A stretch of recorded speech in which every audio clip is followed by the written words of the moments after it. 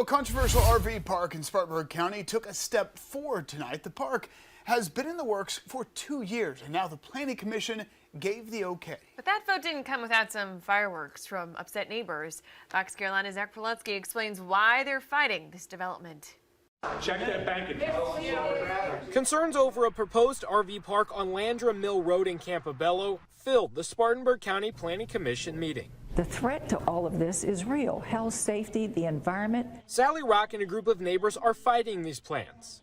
They're concerned about safety on the narrow road and environmental impacts. It's not harmonious development to dump that type of septic sewage next to a conservation area, to add 75,000 vehicles through there. Alex Sheesis is the lawyer representing the developer and believes it comes down to neighbors not wanting an RV park in their backyard.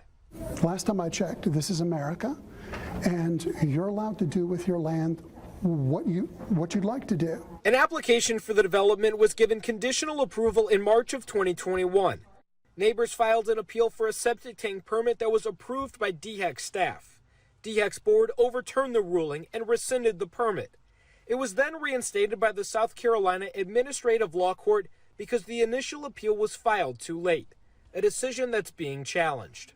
A new application for the RV park was submitted last month. The two changes making the lot one space smaller and changing the water supply source. The Spartanburg County Planning Commission voted 6-2 to grant conditional site approval. We have no doubt they'll appeal the Planning Commission decision to the Circuit Court and then to the Court of Appeals. In the meantime, we're going to proceed on with our other permits. While it was not a public hearing, one person was given 5 minutes to speak.